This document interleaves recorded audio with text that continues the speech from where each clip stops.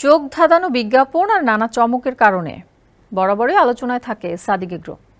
আর কোরবানির সময় সেই আলোচনা তুঙ্গে ওঠে। তাদের জমকালো প্রচারণায় দেশের হেভিওয়েট ব্যক্তিদের আনাগোনা থাকে সেখানে। রাজধানীর মোহাম্মদপুরের বছিলায় অবস্থিত সাদিক এগ্রো বিরল জাতের অনেক পশু থাকায় ঢাকার যে কোনো মানুষের প্রথম পছন্দই এই সাদিক এগ্রো। এমনকি প্রতিষ্ঠানটি দেশের গরু খামারিদের জন্য বড় দৃষ্টান্তও হয়ে উঠেছে। কিন্তু এই খামারের আড়ালেই গড়ে উঠেছে গরু চোরাচালান সিন্ডিকেটের ভয়ানক চক্র।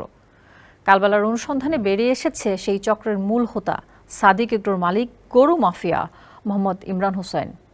তাকে নিয়ে অনুসন্ধানী প্রতিবেদন করেছেন সানাউল হক সানি ও জাফর ইকবাল। জানাচ্ছেন মাহমুদ সোহেল। এই খামারের আড়ালেই গড়ে উঠেছে গরু চোরাচালান সিন্ডিকেটের ভয়ানক চক্র। এই চক্রের পুরোটাই নিয়ন্ত্রণ করেন গরু মাফিয়া মোহাম্মদ ইমরান হোসেন। তিনি সাদিক এগ্রোর মালিক।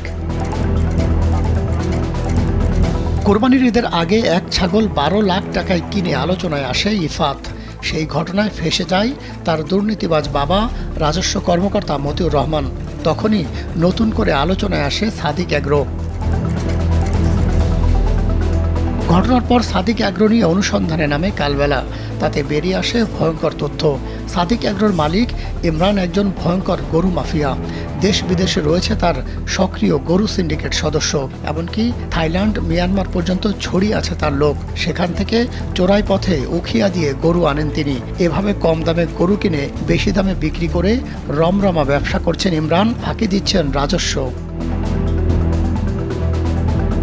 অনুসন্ধান বলছে, ভারত, থাইল্যান্ড, মিয়ানমার, যুক্তরাষ্ট্র সহ বিভিন্ন দেশ থেকে চোরাই পথে গরু আনতে ঘাটে ঘাটে দালাল নিয়োগ করেছেন তিনি।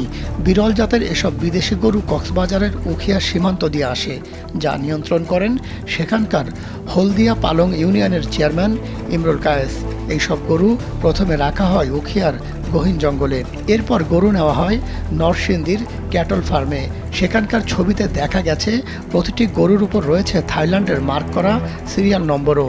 আর প্রাণী সম্পদ অধিদপ্তরের তথ্য বলছে, বৈধভাবে থাইল্যান্ড থেকে কোনো গরু আসেনি বাংলাদেশে।